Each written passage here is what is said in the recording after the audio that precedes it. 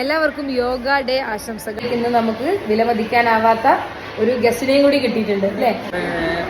പ്രജാപിത ബ്രഹ്മകുമാരീസ് ഈശ്വരീയ വിശ്വവിദ്യാലയത്തിൽ നിന്ന് ഉള്ള GK ഭായിയാണ് എത്തിയിട്ടുള്ളത്.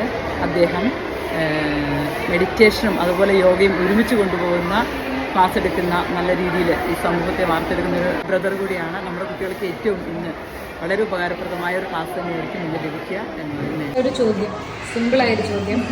യോഗ ഡെയിലി ചെയ്യുന്നവർക്ക് ആയുസ്സും ആരോഗ്യവും കൂട്ടിക്കിട്ടുമെന്ന് പറയുന്നത് പരമാർത്ഥമാണോ? തീർച്ചയായിട്ടും. കാരണം എന്താ വെച്ചാൽ യോഗ എന്ന് പറഞ്ഞാൽ നമുക്ക് നമ്മുടെ മനസ്സിനെ നിയന്ത്രിച്ചുകൊണ്ട് ജീവിതത്തിൽ നമുക്ക് എങ്ങനെയാണ് നമ്മളൊരു വണ്ടി ഓടിക്കുമ്പോൾ നമ്മൾ വളരെ കെയർഫുള്ളായിട്ട് അലേർട്ടായിട്ടിരുന്ന് വണ്ടി ഓടിക്കുമ്പോഴേ നമുക്ക് അത് ലക്ഷ്യത്തിലേക്ക് സഹജമായിട്ട് എത്തിച്ചേരാൻ സാധിക്കുള്ളൂ. അതുപോലെ യോഗ നമ്മളെ പഠിപ്പിക്കുന്നത് അങ്ങനെ നമുക്ക് ഒരു controlling power and ruling power നമുക്ക് വർദ്ധിക്കുകയും അതിലൂടെ നമുക്ക് നമ്മുടെ ജീവിതമാകുന്ന യാത്ര സുഗമമാക്കുകയും അതുപോലെ ലക്ഷ്യത്തിലേക്ക് സഹജമായിട്ട് എത്തിച്ചേരാനും നമ്മളെ സഹായിക്കും എന്നുള്ളതാണ് യോഗ.